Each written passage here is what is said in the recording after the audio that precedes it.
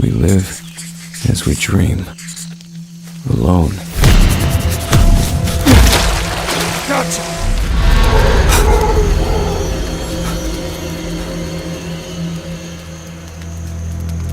I've gone so far that I don't know how I'll ever get back.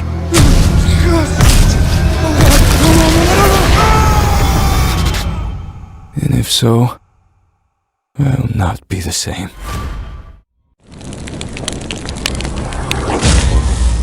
Good morning, ladies and gentlemen.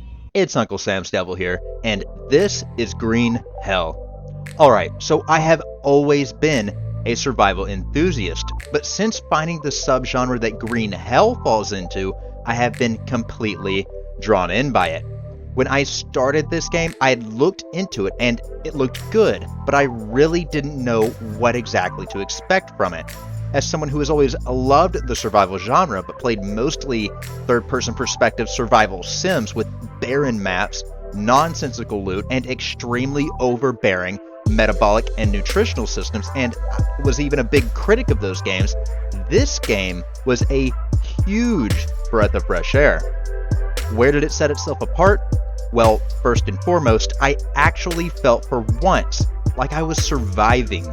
Well, the first few hours I was mostly dying, but there was a battle between me and the world, and we were pushing back and forth in a struggle for power over each other. Green Hell is a very fitting name to describe my experience. Spawning into a map full of lush green forest and vegetation, worried about taking my next step, cautiously trying to avoid any missteps, and many times finding that I had spent the last 30 minutes walking in a circle. Now, to my surprise, I booted up the game and there was actually a story mode, which is what I played when I sat down and had a 12-hour game session with one of my mods. I've gotta say, that is something I never do. I don't sit down and play a game for 12 hours. But this one, like I said, really drew me in, and it never failed to surprise me again and again. And the narrative kept me wanting to move on to the next part of the story. Yet every time, I still had to focus on the primary goal of survival instead, as anytime I tried to rush through or blindly move to the next objective, the world punished me. And it wasn't in the tedious way that I feel so many so-called survival games do. In this game, when I had an issue, I felt personally responsible for it, and I undertook many painful experiences to learn how to survive in this representation of the Amazon rainforest. One of the most painful lessons I learned ended up with me and my cohort spending about 2 hours stuck in a cave, trying desperately to care for our wounds, illnesses, and lack of sleep, only to finally leave the cave and for me not paying attention to immediately get stung by a scorpion on the way out. There is plenty to do to survive in Green Hell, from hunting the game to learning how to craft supplies, bandages, harvesting plants for food and medicinal uses, building different kinds of shelters, and more. You always feel like there is a task to complete at any given time, whether it is preparing for a trek to a new area, setting up a camp for the night, or preparing food. It all feels immersive, and for me, it was all extremely fun.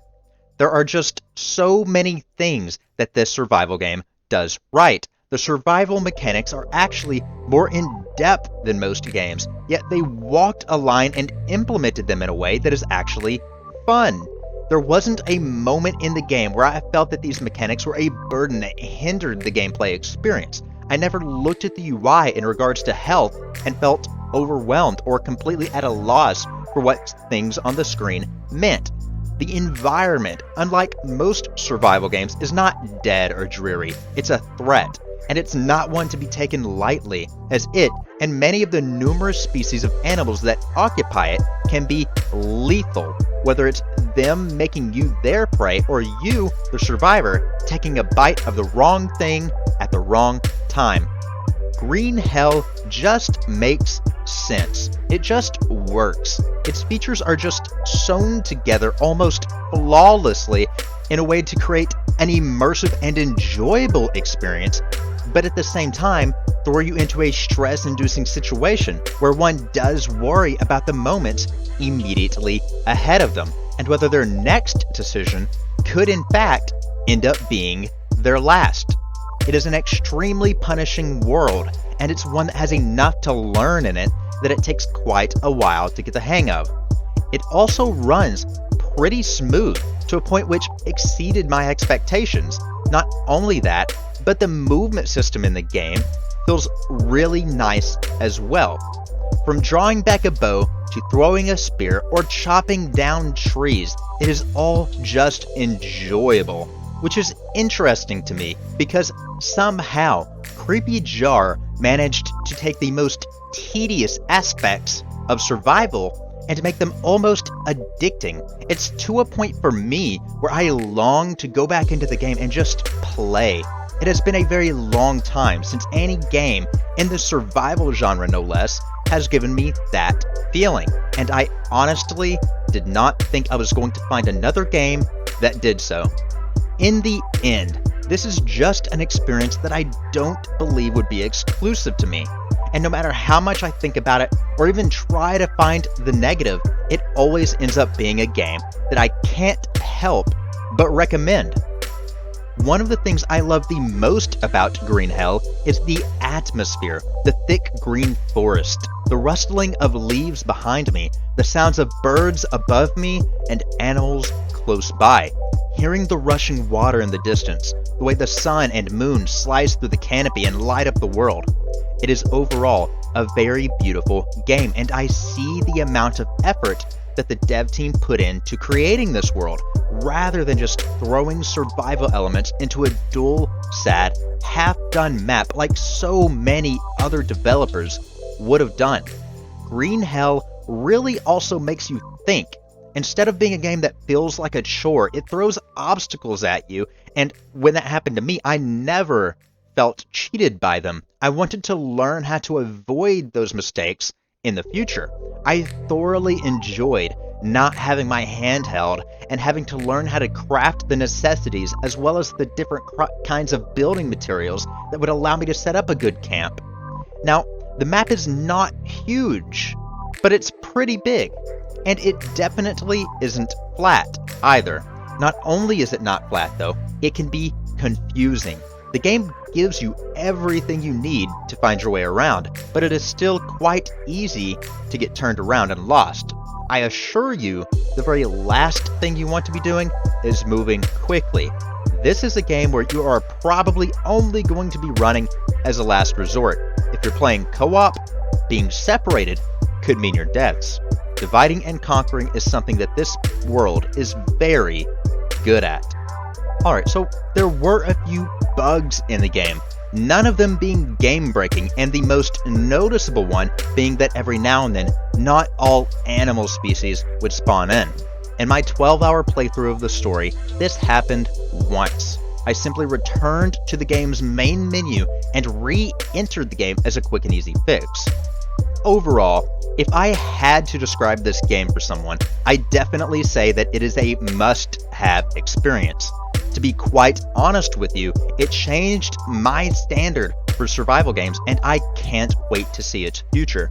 There does happen to be a roadmap for 2020 for Green Hell, and on the bottom right corner it says, "and more," leading me to believe that there will in fact be a long and bright future for it, including a launch on consoles at the end of this year, as confirmed by the roadmap. When it comes to developers, Creepy Jar is a name I look forward to hearing again on other titles as well as this one. I am seriously impressed with what they have accomplished here.